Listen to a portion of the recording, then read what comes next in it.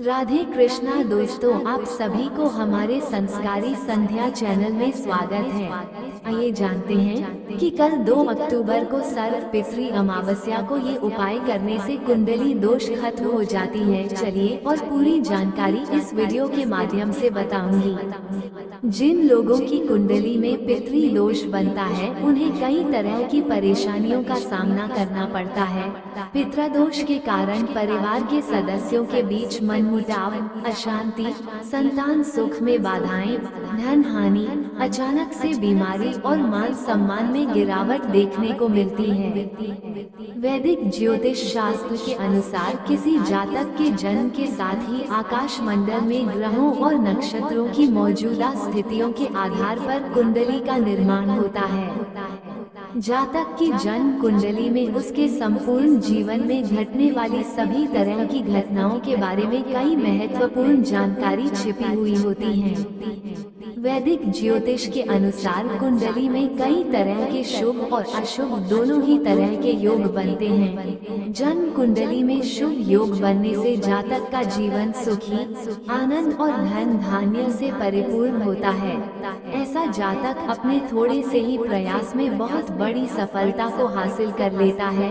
वहीं कुंडली में कुछ अशुभ योग भी बनते हैं, जिस कारण से जातक को जीवन में संघर्ष और कठिन मेहनत करने बाद भी जीवन सुखी नहीं रहता है। आज हम आपको कुंडली में बनने वाले पितृ दोष के बारे में बताऊंगी। जिन लोगों की कुंडली में पितृ दोष बनता है उन्हें कई तरह की परेशानियों का सामना करना पड़ता है। पितृदोष के कारण परिवार के सदस्यों के बीच मनमुटाव, अशांति, संतान सुख में बाधाएं, धन हानि, अचानक से बीमारी और मान सम्मान में गिरावट देखने को मिलती है। आइए जानते हैं कुंडली में कैसे और कैसे बनता है पितृ दोष और इसे दूर करने के उपायों के बारे में। कुंडली में कब बनता है पितृ दोष? वैदिक शास्त्र के अनुसार राहु, केतु और शनि जैसे पापी ग्रह के साथ कमजोर सूर्य और चंद्रमा के साथ युति बनने पर पितृ दोष बनता है। बृहद पाराशर होरा शास्त्र के अनुसार अगर किसी जातक की कुंडली में लग्नेश यानी कुंडली के पहले भाव के स्वामी सप्तमेश और पंचमेश कमजोर होते हैं, पितृ दोष होता है। लेकिन यही अगर कुंडली में बली हो तो पितृदोष नहीं होता है। अगर किसी जातक की कुंडली में पंचम भाव के स्वामी कमजोर हो या फिर यह छठे, 8वें और 12वें भाव में मौजूद हो तो पितृ दोष बनता है।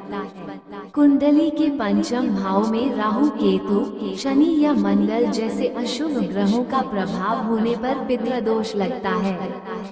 कुंडली के दूसरे, चौथे, 5वें, 7वें, 9वें और 10वें भाव में सूर्य राहु या फिर सूर्य शनि की यति होने पर पितृ दोष लगता है। पितृ दोष दूर करने के उपाय। शास्त्रों में पितरों के लिए अमावस्या तिथि बहुत ही खास होती है। पितृगणों की कृपा पाने के लिए अमावस्या तिथि पर पितरों से संबंधित कई तरह के कार्य करने चाहिए। अभी पितृ पक्ष जारी है और 2 अक्टूबर को सर्व पितृ अमावस्या है। इस तिथि पर सभी पितरों का तर्पण करते हुए और उनका आशीर्वाद लेते हुए उनकी विदाई करनी चाहिए। अमावस्या तिथि पर दान और गंगा स्नान का विशेष महत्व होता है। पितरों की आत्मा की शांति के लिए ब्राह्मणों को भोजन कराना और दान देना शुभ माना जाता है। श्राद्ध कर्म और तर्पण करना पितरों को संतुष्ट करने का मुख्य उपाय माना जाता है।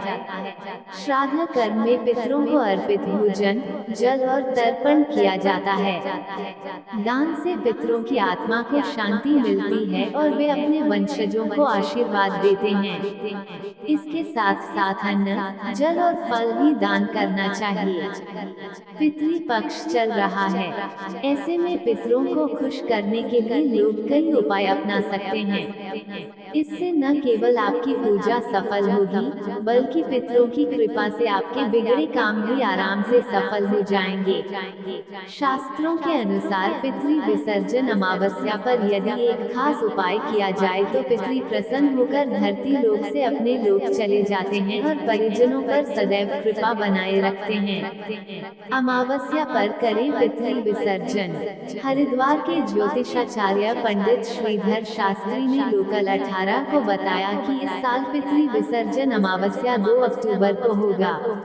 इस दिन लोग अपने दिवंगत पितरों का श्राद्ध कर्म, तर्पण, पिंडदान आदि पूरे विधि विधान से करते हैं। पितृ विसर्जन अमावस्या पर ज्ञात अज्ञात जिन पितरों का श्राद्ध छूट गया हो, ऐसे सभी पितरों का श्राद्ध कर्म, तर्पण, पिंडदान करके उन्हें धरती लोक से विदा किया जाता है। श्राद्ध पर करें 16 दीपक का उपाय। शास्त्रों के अनुसार पितृ विसर्जन अमावस्या पर शाम के समय 16 दीपक सरसों के तेल से जलाने पर पितृ प्रसन्न होकर अपने परिजनों को आशीर्वाद देते हैं। 16 दीपक पितृ विसर्जन के दिन अमावस्या पर शाम के समय पीपल के पेड़ के नीचे या फिर गंगा किनारे जलाने से पितृ प्रसन्न होते हैं। इन लोगों को करना चाहिए यह उपाय। यदि आप अपने किसी पितृ का श्राद्ध करना भूल गए हैं या अनजाने में आपको अपने किसी ऐसे पितृ का श्राद्ध करना याद नहीं रहा, उनके उद्धार के लिए पितृ विसर्जन अमावस्या के दिन शाम के समय गंगा किनारे या पीपल के पेड़ के नीचे 16 दीपक जलाकर अपने पितरों की आत्मा की शांति के लिए भगवान से प्रार्थना करें। ऐसा करने से पितरों को शांति मिलती है और उन्हें मोक्ष की प्राप्ति होने का शुभ फल मिलता। अगर वीडियो अच्छा लगे तो चैनल को लाइक, सब्सक्राइब व खूब सारा कमेंट कर दीजिएगा। धन्यवाद। राधे राधे।